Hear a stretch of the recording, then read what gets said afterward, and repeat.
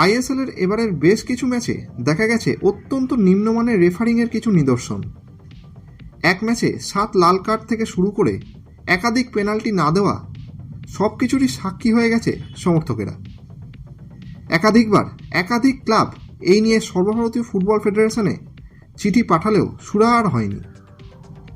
বরং বাজে রেফারিং নিয়ে প্রকাশ্যে কিছু বলতে গেলেই আর্থিক জরিমানা সহ ব্যান করা হয়েছে খেলোয়াড় কোচেদের।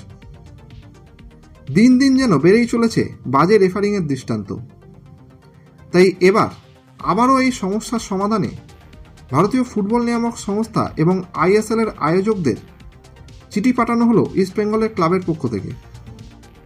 গতকাল উড়িষ্যা এফসির বিরুদ্ধে দর্শনীয় ফুটবল খেললেও রেফারির ভুল সিদ্ধান্তের কারণে 1 পয়েন্টেই সন্তুষ্ট থাকতে হয়েছে ক্লাবকে।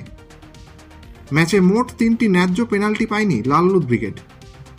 এমনকি বারবার ফাউল করে গেলেও রেফারির নজর পড়েনি উড়িষ্যা এফসির খেলোয়াড় জেরির ওপর।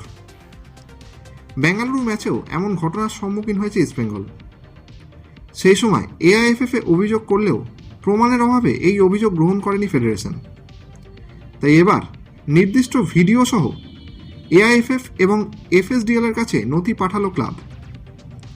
এর আগে পড়শি ক্লাব মোহনবাগানের কর্তারাও একই বিষয়ে অভিযোগ করেছে ফেডারেশনের কাছে। যদিও বারবার তাদের দ্বারস্থ হওয়ার পরেও হয়নি সমস্যার সমাধান। স্বভাবতই প্রশ্ন উঠছে, কবে মাঠে রেফারির একচেটিয়া ভুল সিদ্ধান্তের থেকে নিষ্কৃতি পাবে ক্লাবগুলো?